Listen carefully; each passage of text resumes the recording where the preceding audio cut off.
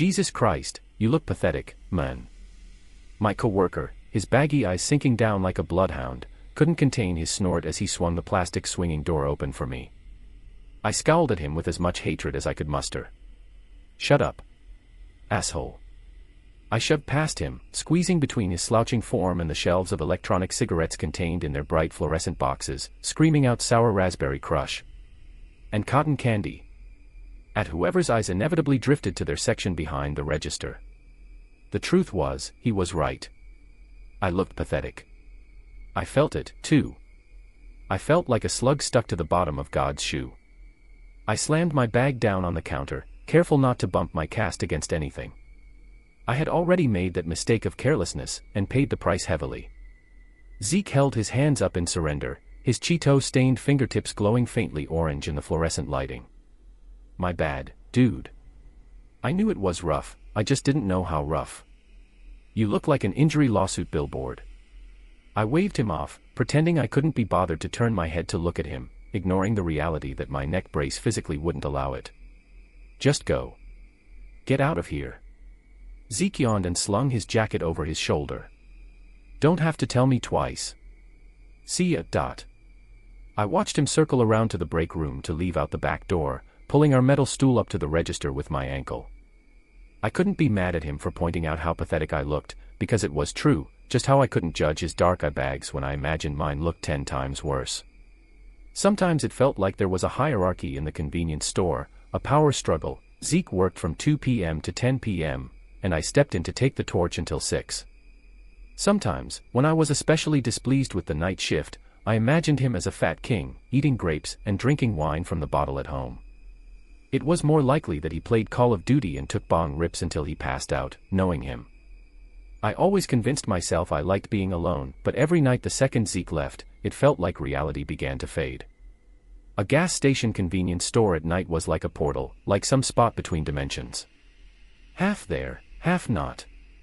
It felt like being in a school during summer vacation, or visiting a completely empty water park. Slightly wrong. I sat for a while, just watching out the window, until I couldn't stand the encroaching boredom. When that happened, I slipped my headphones over my ears and shuffled to the fridges in the back, cracking open a Red Bull and getting started on my nightly menial tasks. I had just finished sweeping the floors when the bell on the door jingled, signaling my first customer of the night. I shrugged my headphones to rest awkwardly around my neck brace, calling out a greeting. It turned out to be a very tired-looking woman, who swayed in place and smiled sleepily at me when I joined her at the counter. "Hey," she said. "Can you put $30 on 4? "Sure thing." She handed me a 20 and 2 5s. I could feel her looking me up and down, but I ignored it as I rang her up. "What happened to you, if you don't mind me asking?" she said finally, as if she'd mustered up the courage. She pulled the hood of her sweatshirt up over her greasy hair as if she had to hide after giving in to her curiosity. I waved her off like I had Zeke, struggling to keep the polite smile on my face. "I'm fine. Just an accident."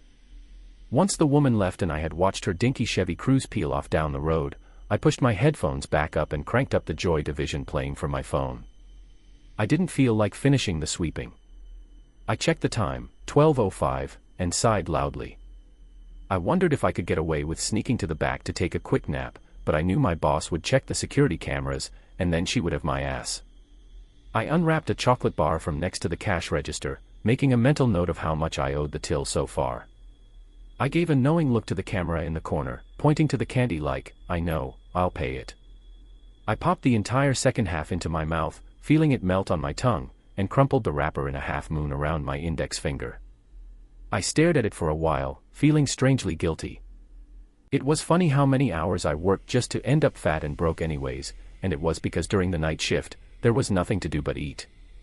I did a few more tasks before retreating back behind the counter, and I was beginning to drift off with my head in my arms when a strange feeling washed over me. Something felt off. An odd, hot chill crept up the back of my neck, and I felt suddenly violently frustrated that I couldn't scratch it. I felt like I was being watched. When I looked up, there was a man in front of me. I nearly toppled backwards off my stool, and my arm and head ached sympathetically at the mere concept of falling on them. The man didn't say anything, he just stood in front of me, smiling at me. He had brown hair, neatly moosed back, and clear if not slightly pale skin. I would have guessed he was about 45, but I couldn't tell for certain. The first thing I noticed was that smile, which stretched across his face a little too widely for. I checked the time again, 2:36 a.m., and displayed his sparkling white teeth. The second thing I noticed was his eyes. I couldn't quite tell what color they were, because they were enveloped by his pupils. One pupil appeared larger than the other, but they were both too big. I immediately wondered if he was on something, although his crisp suit suggested otherwise. "Good evening," I said, choking on the words, quickly taking off my headphones. "I'm sorry, how long were you standing there?" He didn't answer my question, he just placed a few things down on the counter. 2 little bottles of vodka, those 90-proof ones with a million different flavors, and a tuna sandwich wrapped up in plastic. Then he pointed. At first I thought he was pointing at me, and my blood went cold, but then I followed his gaze to the shelves of cigarettes behind me. "American Spirits," he said. His voice was crisp and clear, just like his suit. "Please." I swallowed. Something about him deeply unnerved me. He had the demeanor and gait of a plastic surgeon, someone a little out of touch with reality. Someone with a little too much work done. Why was he at a gas station in the middle of nowhere this early in the morning, in such a nice suit? I swore I had been gazing sleepily out the windows at the empty parking lot moments before. Why hadn't I seen him get here? "Good choice," I mumbled, glancing at him nervously as I reached for the cigarettes behind me. I didn't want to turn my back to him, for some reason. "Those are my favorites." He nodded, his smile growing a tiny bit bigger. I rung him up as quickly as I could. $24, please." He dug in his pocket, and then handed over the money in cash. When I took it, I noticed a slight dark red tint under his fingernails. I followed his hand with my eyes up to his neck, where he scratched at somewhere his collar concealed. When his hand moved, I saw more red staining the white fabric in a few tiny splotches. "Hey, man, are you all right?" I asked reluctantly. "Are you hurt or something? Do you need me to call someone?" The man's smile didn't falter, but he mouthed something very quickly, almost like he was trying to speak but the words wouldn't come out. I could hear the faint sound of a whisper. I squinted at his lips and leaned closer, trying to make out what it could be. "Do I seem happy to you?" He spoke so abruptly, and I was focusing so intently on his mouth, that I nearly jumped again. "What? Would you think that my life is good, and will remain good?" I looked him over. Nice clothes, big smile. He looked successful. But I didn't know about happy. "Sure." He stared at me for another few seconds. His pupils seemed to contract a little, and his eyes bore into me. However, no matter how hard I tried, I couldn't look away. "Take care of yourself," he said cheerfully, and then he gathered up his purchases and he left. After that, I felt shaky. I didn't want to stay there at the counter, in case he came back, so I slinked out back, clumsily putting on my jacket with one arm and feeling for my box of American Spirits. It took me an embarrassingly long amount of time to light up, my body awkwardly leaning against the wall and my knobby knees crammed against my chest. I couldn't wait to get my cast off. As I smoked and tried to calm down, I found myself staring straight ahead, into the dark woods that surrounded the gas station. The trees towered over me, completely still except for the slight sway caused by the chilling breeze that hummed through the air. In those trees, I could make out a strange shape, one that moved a little differently from the other foliage. It almost looked like a person. When I finally got home at 6:30, I was so relieved I almost cried. I slumped back on my bed, watching the dim sunlight start to creep through my bedroom blinds. That was another con of the night shift. I didn't get to sleep until it was bright outside. I rolled onto my good side, taking my phone out of my pocket and scrolling through a few notifications from my friends that I had ignored under the guise of being at work. I knew it didn't fool them. Being at work had never stopped me from texting them back before, but they couldn't say anything about it. I just wasn't ready yet. "Hey, sorry, home now. Going to bed, GN." I tossed my phone on a pile of dirty laundry after I hit send, and gingerly laid my head on my pillow. I thought I wasn't even tired, I would just close my eyes for a second, but when I opened them it was already golden hour and my stomach was grumbling. I sighed, and scrubbed at my face with my clammy palms. It was so depressing to sleep all day sometimes. I clumsily shoved an off-brand frozen pizza into the toaster oven with my non-broken hand, ate it in a few bites and badly burned my mouth, took a shower, sat down at my computer for what felt like a second, and before I knew it, it was time for work again. The drive to work always felt sort of eerie to me. By the time I had gotten into my car it had begun to rain, and my puny old windshield wipers struggled to keep up with the heavy downpour. I really did work in the middle of nowhere. It was about a 15-minute drive away from my studio apartment, and I lived on the edge of town as it was. The road was gravelly and crowded by trees, so crowded I always began to feel very claustrophobic for a while right before it opened up into the grove where the gas station waited. If you kept driving, it would be another hour until you reached anything substantial, anything besides other gas stations or dilapidated sheds. It made me think of the men from the night before. Where had he been going? I pulled in next to Zeke's car, and I ran inside with my good arm sheltering my hair the entire way. "Hey," I called out as I shoved open the swinging door. The bell jingled cheerfully to greet me. "Man, it's really coming down." Zeke wasn't behind the counter. There was no response for a moment, and I began to feel uneasy, but then he called out from the back room and I sighed in relief. "I know." He came out, carrying a cardboard box in his arms. "It's bullshit. I hate the rain." I squeezed the rain out of my hair carefully, and was suddenly infuriatingly aware of the mind-numbing itchiness of the water trapped between my skin and my neck brace. "Hey," I slipped in behind the counter, and he set the box down next to me. It read snacks on the side in fresh black Sharpie. "Did you see anyone weird today?" He gave me a suspicious look, shrugging on his hoodie. Not any weirder than usual." "Oh, okay." I swallowed, and picked at the skin around my nails. "Was just wondering. Last night there was this weird guy." Zeke checked his phone, not really paying attention. "That's so weird. I gotta go, tell me about it tomorrow." I rolled my eyes and nodded. "Okay. Whatever. See ya. See ya." Like the night before, I didn't realize how lonely it was until he was gone. But unlike the night before, now I felt like I had a reason to feel strange. I listened to the rain come down against the roof and tried to hone in on my work, lugging the box of snacks over to the shelves to restock. There were a few customers who came and went like always, and between catering to them and immersing myself in tasks and my cranked-up music I almost forgot all about the strange man. Things felt normal again, and I was just an employee working in a convenience store as I always had been. That was until 2 came around again. At 2, it finally stopped raining, and the sudden silence began to make me feel unsettled. At 2:15, I took my smoke break, and when I came back inside around 2:30, something felt different. I hung up my damp jacket, taking my sweet time with it. I didn't want to go back out there yet. When I finally decided to suck it up, and I peered around the doorframe of the break room, he was there. Standing in front of the counter, staring. I bit down hard on the inside of my cheek and tasted blood. "Hello," I called out, walking over to the register. "Good evening." Back again. He didn't say anything. I hadn't really expected him to. His smile seemed more shrunken than the night before, and so did his pupils. His skin looked a little less clear, a little more gray. His suit seemed disheveled, although I couldn't quite put my finger on why, and this time I could clearly see a spot of blood soaking through his collar. He scratched at it every few seconds, his hand lingering there, almost like he was trying to hide it from me.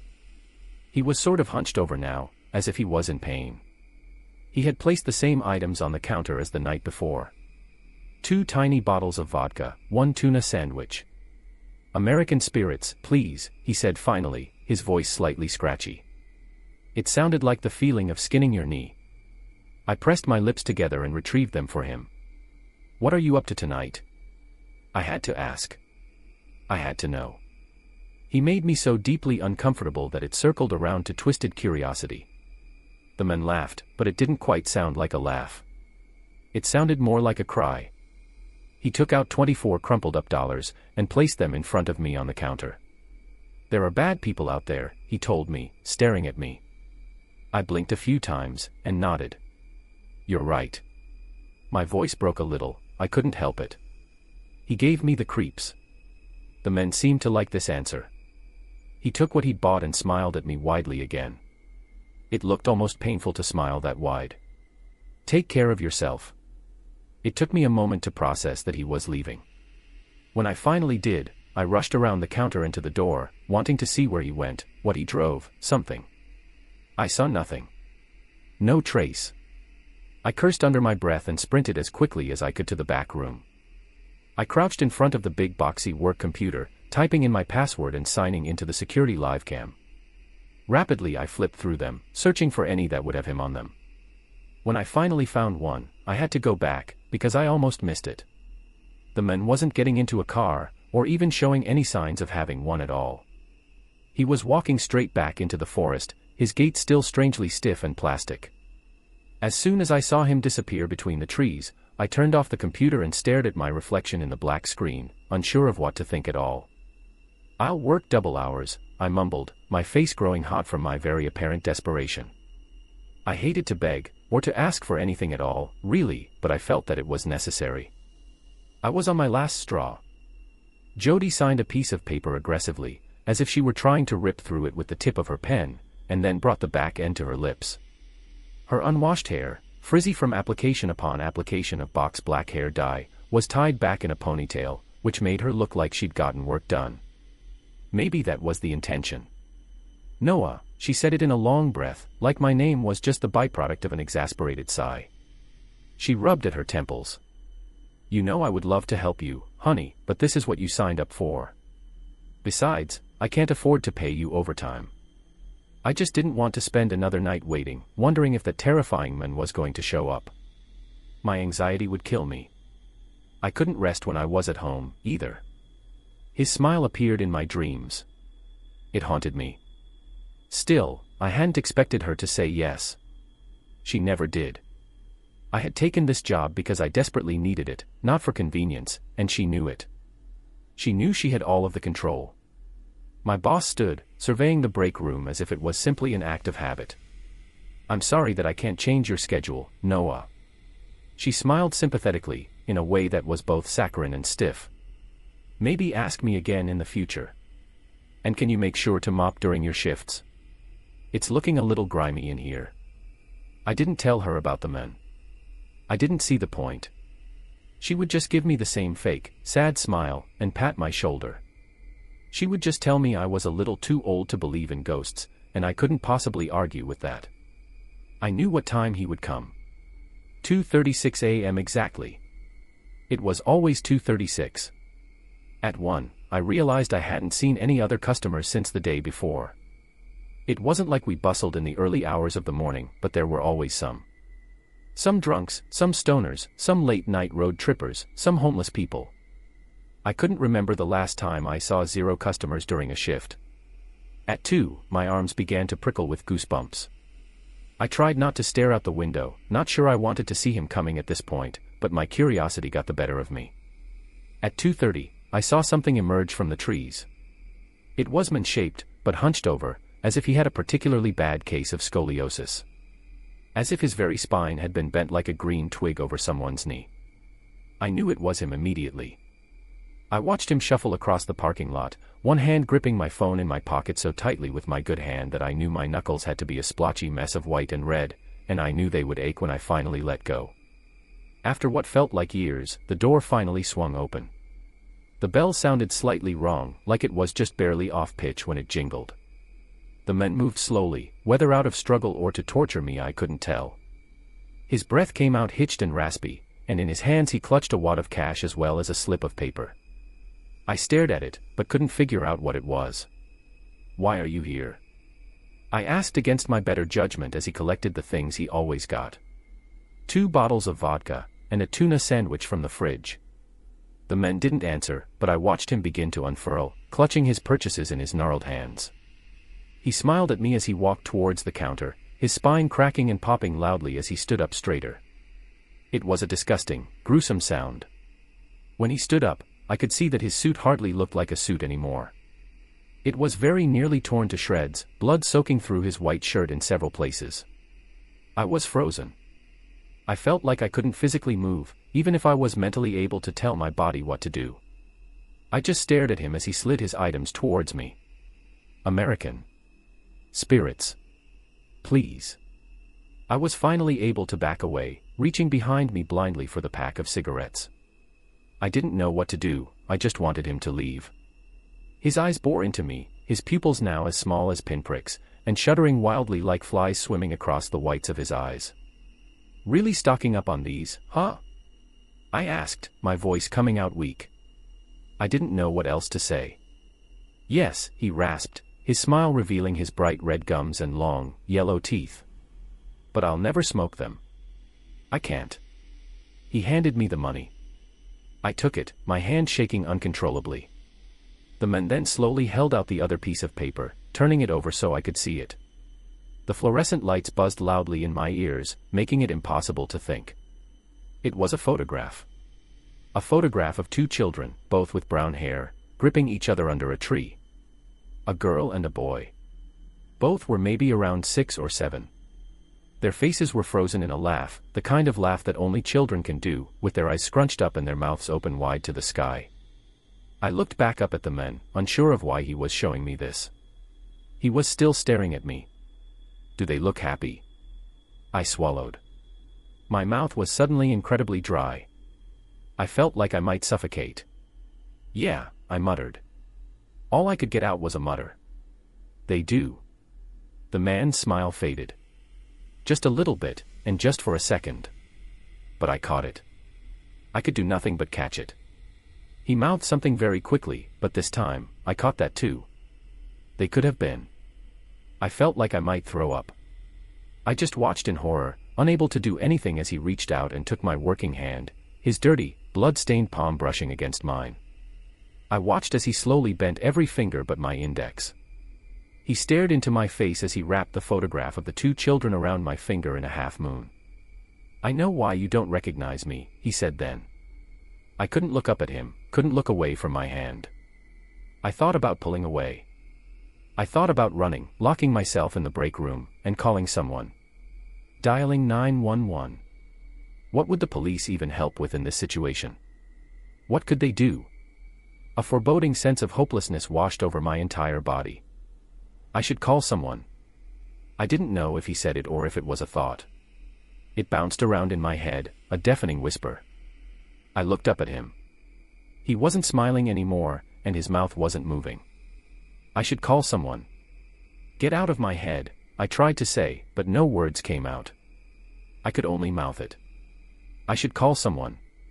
I should call someone. I should call someone. I should call someone. I should. They could have been. I didn't go back to work after that. I left in the middle of the night and drove home, completely numb and barely even conscious. I lay in my bed for what was probably days, with my curtains drawn. I ignored the calls from my boss, from Zeke, from my friends. I knew I was fired. I knew I was destroying my own life, but it somehow felt better than the alternative of seeing that man again. I didn't care anymore. I just couldn't do it. I couldn't get him out of my head. When I was able to sleep, I dreamed of a time when I was a kid. I had been skateboarding down the hill next to my house. It was that sweet spot period where I hadn't injured myself enough yet to be scared of things, so careening down an asphalt death slope only had my heart racing in excitement. But that was about to change. At the last second, a neighbor's dog, a little terrier, ran out in front of me. I remember it so vividly. It wasn't nearly enough time to stop or get out of the way, and I collided with the little creature at an extremely high speed. I remember skidding across the pavement, my knees and the palms of my hands torn to shreds. I knew the dog hadn't survived immediately. I could just feel it.